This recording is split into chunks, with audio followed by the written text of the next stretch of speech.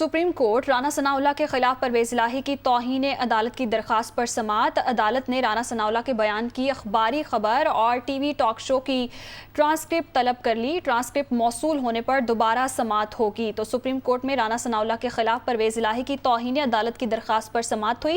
अदालत ने राना सनाउल्लाह के बयान की अखबारी खबर और टीवी टॉक शो की ट्रांसक्रिप्ट तलब कर ली है। इसी हवाले से तफसीलात जानेंगे हमारे नुमाइंदे मोहसिन एजाज से। जी मोहसिन, बताइएगा।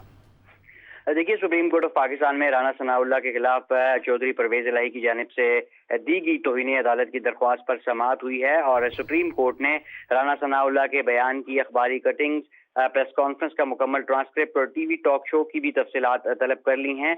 और ये ट्रांसक्रिप्ट मौसूल होने के बाद एक दफ़ा फिर सुप्रीम कोर्ट ऑफ इस मामले पर समाअत करेगी।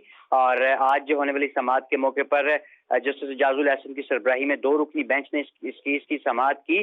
समाअत के आगाज में जस्टिस एजाजुल एहसन ने इस्तफसार किया पीटीआई की जानिब से पेश होने वाले बाबर अवान से कि बाबर अवान साहब, आप किसके वकील हैं? कॉज लिस्ट में तो आपका नाम ही नहीं है। इस पर वकील बाबर अवान का कहना था कि मरकजी केस में सब्तैन खान का वकील था, इस केस के हुक्म की तौहीन पर पेश हुआ हूँ।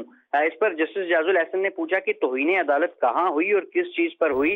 ज़िमनी इलेक्शन तो हो गया, अब आपका क्या मुद्दा है? इस पर पीटीआई के वकील का कहना था कि राना सनाउल्लाह ने प्रेस को बयान में सूबाई असेंबली के मेंबरान के गायब होने की धमकी दी है। और इस पर जस्टिस एजाजुल एहसन ने इस्तफसार किया कि पंजाब असेंबली के मेंबरान गायब करने का क्या मतलब है? जस्टिस मुनीब अख्तर का कहना था कि कौन से अल्फाज तौहीन अदालत के जुमरे में आते हैं? आप दरख्वास्त के साथ बयानात और तमाम जो तफसीलात हैं और ट्रांसक्रिप्ट्स हैं वो भी लगा कर लाएं। और अब ये जो तमाम तर तफसीलात हैं ये मौसूल होने के बाद एक दफ़ा फिर सुप्रीम कोर्ट ऑफ पाकिस्तान इस मामले को सुनेगी। जी बहुत शुक्रिया मोहसिन एजाज, आपने अपडेट किया।